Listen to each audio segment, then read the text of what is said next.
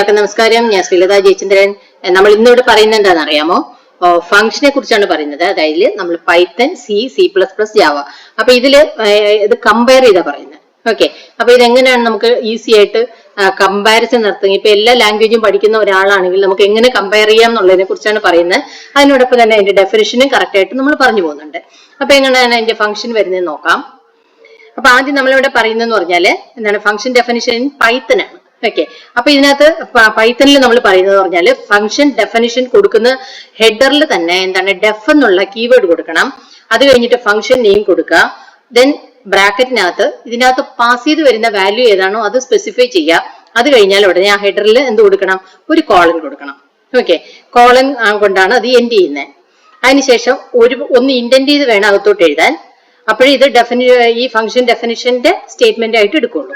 Okay, അവിടെ എന്താ പറഞ്ഞിരിക്കുന്നത്? ഫാക്ട് ഇസ് ഈക്വൽ ടു 1 പറഞ്ഞു. ഓക്കെ, അതിനുശേഷം ഇവിടെ ഫോർ ലൂപ്പ് സ്റ്റാർട്ട് ചെയ്തു. ഫോർ ലൂപ്പിന്റെ സിന്റാക്സ് വരുന്നത് എങ്ങനെയാണ്? For variable in range. ഏതാണ് റേഞ്ച് എന്നുള്ളത് നമ്മൾ അവിടെ സ്പെസിഫൈ ചെയ്ത് കൊടുക്കണം. അപ്പൊ ഇവിടെ നം എന്നാണ് കൊടുത്തേക്കുന്നത്. അപ്പൊ ബിഗിനിങ്ങിൽ നമ്മിന്റെ വാല്യൂ എന്തായിട്ട് വരും? 2 ആയിട്ട് വരും. 2 ഇൻ റേഞ്ച് ഏതാണ്? 2,n+1 എന്ന് പറയുമ്പോൾ n+1 വരെ ഉള്ള വാല്യൂ എന്ന്, അതായത് n വരെ അത് എടുക്കുള്ളൂ. n+1 കൊടുത്താലേ n വരെ എടുക്കുള്ളൂ. അതാണ് പൈത്തന്റെ റൂൾ എന്ന് പറയുന്നത്.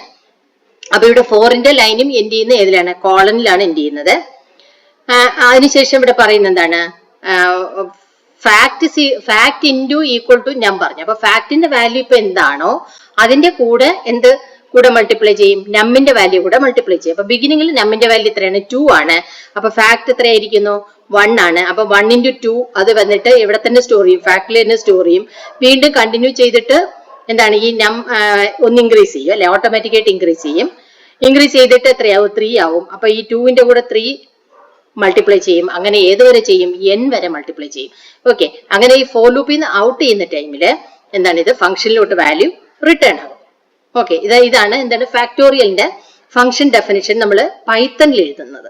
ഓക്കെ, നമുക്ക് ഇത് സെയിം തന്നെ C++, ജാവ. ഇതിനകത്ത് നമുക്ക് പിന്നെ റീഡിംഗ് സ്റ്റേറ്റ്മെന്റോ അല്ലെങ്കിൽ പ്രിന്റിംഗ് സ്റ്റേറ്റ്മെന്റോ ഒന്നും വരുന്നില്ല. ഫംഗ്ഷൻ ഡെഫിനിഷൻ മാത്രമാണ് പറയുന്നത്. അതിൽ കാൽക്കുലേഷനും റിട്ടേൺ വാല്യൂ മാത്രമേ ഇവിടെ പറയുന്നുള്ളൂ അല്ലെ. അപ്പൊ ഇത് മൂന്നും പിന്നെ സിയിലും C++ലും ജാവയിലും സെയിം ആണ്, ഡിഫറൻസ് വരുന്നില്ല.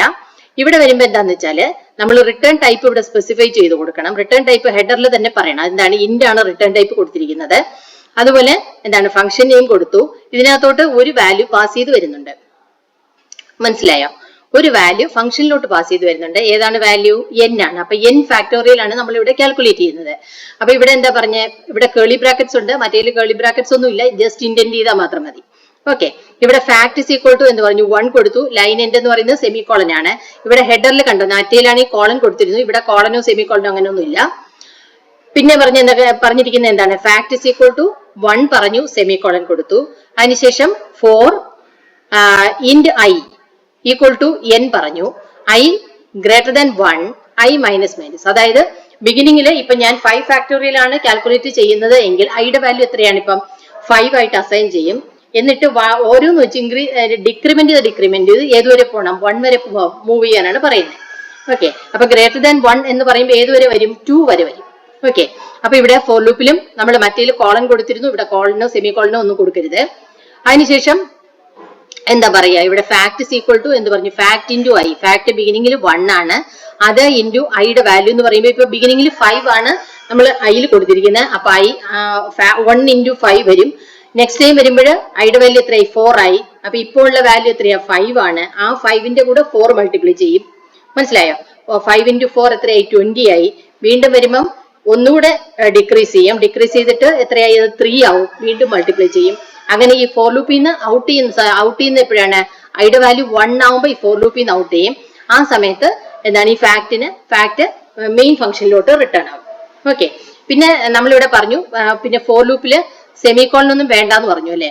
അപ്പൊ സെമി കോളൻ കൊടുത്താലും ഇവിടെ എറർ കാണിക്കില്ല. ഓക്കെ, C++, ജാവയുടെ കേസിൽ സെമി കോളൻ കൊടുത്തു കഴിഞ്ഞാല് ഫോർ ലൂപ്പിൽ സെമി കോളൻ കൊടുത്തു കഴിഞ്ഞാൽ എറർ കാണിക്കില്ല. പക്ഷെ ഈ സ്റ്റേറ്റ്മെന്റ് ഉണ്ടല്ലോ, fact is equal to fact into i എന്ന് പറഞ്ഞ സ്റ്റേറ്റ്മെന്റ് 4ന്റെ സ്റ്റേറ്റ്മെന്റ് ആയിട്ട് എടുക്കില്ല. 4 ഇവിടെ എൻഡ് ആവും. മനസ്സിലായല്ലോ? ഈ ഒറ്റ 4 എന്ന് പറഞ്ഞിരിക്കുന്നത് 4 i is equal to 4 into i is equal to n, i less than 1, i minus പറഞ്ഞിട്ട് പറയുന്ന സമയത്ത് അവിടെ ഫോർ ലൂപ്പ് എൻഡ് ആയി, എന്നിട്ട് ഈ കണ്ടീഷൻ കംപ്ലീറ്റ് എന്താണ് ഇങ്ങ് ഡിക്രീസ് ചെയ്ത് ഈ കണ്ടീഷൻ സാറ്റിസ്ഫൈ ചെയ്യുമ്പോൾ എന്താണ് ഈ ഫോർ ലൂപ്പിൽ നിന്ന് ഔട്ട് ചെയ്തിട്ട് ഇത് സെപ്പറേറ്റ് സ്റ്റേറ്റ്മെന്റ് ആയിട്ട് എടുക്കും. മനസ്സിലായോ? അപ്പൊ ആക്ച്വലി ഇവിടെ ഒരു സെമിക്കോളൻ കൊടുത്തു കഴിഞ്ഞാൽ അവിടെ എറർ വരില്ല, പക്ഷെ എന്താ വരിക, ഫോൾസ് റിസൾട്ട് ആയിരിക്കും വരുന്നത്. മനസ്സിലായോ? അപ്പൊ ഇവിടെ എല്ലാം കഴിയുന്ന സമയത്ത് ഫോറിൽ നിന്ന് ഔട്ട് ചെയ്യുന്ന സമയത്ത് നമ്മൾ കാൽക്കുലേറ്റ് ചെയ്ത വാല്യൂ എന്താണോ അത് മെയിനിലോട്ട് റിട്ടേൺ ആക്കും. ഓക്കെ, മനസ്സിലായല്ലോ? അപ്പൊ ഇതാണ് ഫംഗ്ഷൻ ഡെഫിനിഷൻ നമ്മൾ സിയിലും C++ലും ജാവയിലും പറയുന്നത്. നമ്മൾ നേരത്തെ പറഞ്ഞെന്ന് പറഞ്ഞാല് പൈത്തണിൽ പറഞ്ഞതാണ്. അപ്പൊ രണ്ടും തമ്മിലുള്ള ഡിഫറൻസ് എല്ലാവർക്കും മനസ്സിലാക്കാണെന്ന് വിചാരിക്കുന്നു. നമ്മൾ C++, ജാവ എന്ന് പറയുമ്പോൾ ഇങ്ങനെയുള്ള functions just in for loop definition, function definition, for loop, return statement എന്ന് പറയുന്നത് സിയിലും C++ലും ജാവയിലും സെയിം ആണ്. അപ്പൊ നമ്മളിവിടെ ഫംഗ്ഷൻ ഡെഫിനേഷനിൽ C++, ജാവ എന്ന് പറയുന്നത് അതിനകത്ത് പ്രിന്റ് സ്റ്റേറ്റ്മെന്റോ അല്ലെങ്കിൽ റീഡിംഗ് സ്റ്റേറ്റ്മെന്റോ ഒന്നും ഇല്ലാത്തത് കൊണ്ട് തന്നെ ഇതിൽ മൂന്നില് സെയിം ആയിട്ടേ വരുള്ളൂ, വേറെ ഡിഫറൻസ് ഒന്നും വരില്ല. ഓക്കെ, അപ്പൊ എല്ലാവർക്കും മനസ്സിലായല്ലോ?